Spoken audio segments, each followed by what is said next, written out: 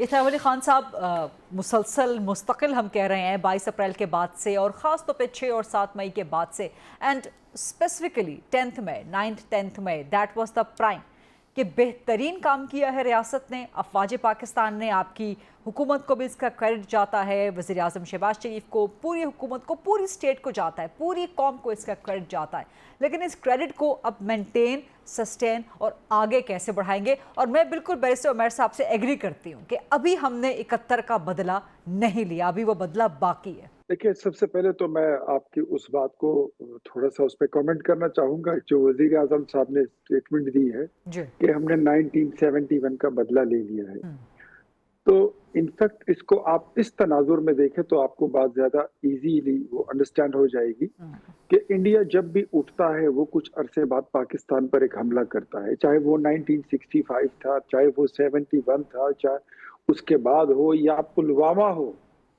इस बार जो आपने उस पे कारी ज़रब लगाई है, मैं 71 में तो हम नहीं थे, हमारी पैदाइश नहीं हुई थी। हमने 65 की लड़ाई, वो जंग हमने नहीं देखी, लेकिन हमने वो चीज़ें किताबों में पढ़ी थी, बुजुर्गों से कहानियाँ सुनी थी। जी। इस बार जो जज़्बा था और जो फिर आपने यूनाइट होके आपने पॉलिटिकली कौम को यूनाइट किया, आपकी आर्म्ड फोर्स ने जिस फुल फोर्स के साथ और पूरे थ्रॉटल के साथ जब रिस्पॉन्ड किया जी। और आपका पॉलिटिकल मूव जो था पूरी दुनिया में, जब उसको सराहा गया, जब आपने कहा कि इफ यू थिंक कि ये हमने किया है पहलगाम का वाकया, तो let's have a giant investigation. जी। तो उस पर आज तक मोदी जो है वो बैकफुट सर पर सर जा रहा सर है सॉरी टू और दुनिया इंटरजेक्ट, आपके साथ खड़ी है। मुझे मुझे अलाउ तो कीजिए इंटरजेक्ट करने के लिए, but to further your answer, इस डिबेट को फर्दर करने के लिए, कि ये जज्बा कौम के अंदर तब से मौजूद है जब से क़याम पाकिस्तान हुआ। ये जज्बा ना होता, ये कौम इकट्ठी ना होती तो गालिबन पार्टीशन भी नामुमकिन हो सकती थी,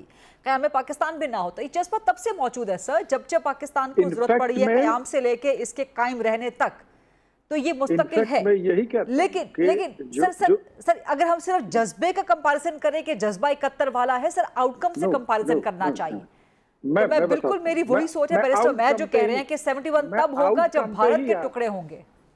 आई वाज जस्ट कमिंग, मैं उसी पे आ रहा था, आउटकम पर ही। मेरी कंक्लूजन लाइन जो थी वो यही थी कि 65 पे आप देख लें, आप 71 को देख लें, उसके बाद फिर जो लास्ट हुआ 2019 में पुलवामा का, तो इन सब में जो कारी ज़रब आपने लगाई है वो आपने 2025 में लगाई है। ठीक। और वज़ीर आज़म साहब का जो कहने का मकसद था वो यही था।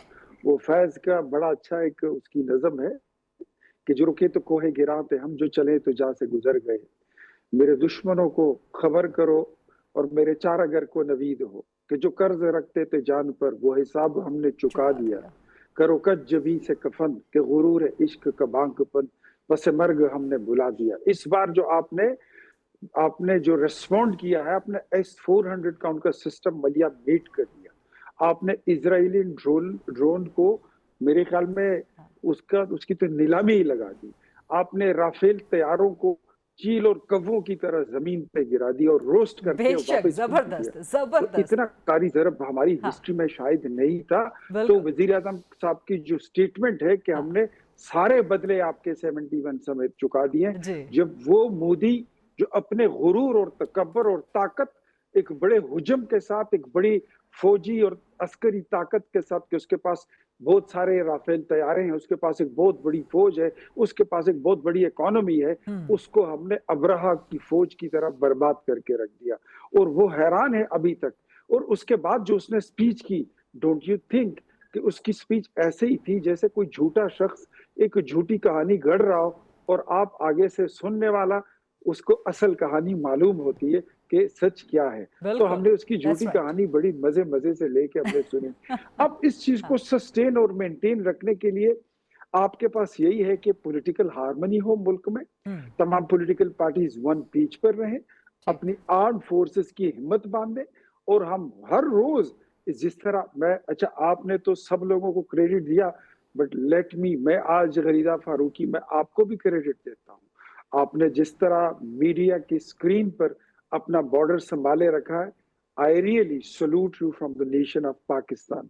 आपने भी, आपके जितने कोलीग्स हैं, जितने साथी हैं, जनरल जाहिद साहब हैं, उमैर न्याई साहब, सब ने, हमने मिलकर जिस तरह ये जंग लड़ी है, इसमें हम एक आवाज यकजान होकर हमने ये पोजीशन बरकरार रखनी है। दुरुस्त। मोदी का जो एजेंडा था वो इनकम्प्लीट है। वो चाहता था कि बिहार के इलेक्शन पर वो असरअंदाज हो, उसको जी इन्फ्लुएंस करे। जी एक मजबूत उभरता हुआ जिसकी आपकी मईशत है, आपकी पाकिस्तान की, this doesn't suits Modi. India को ये कभी वो सूट नहीं करता।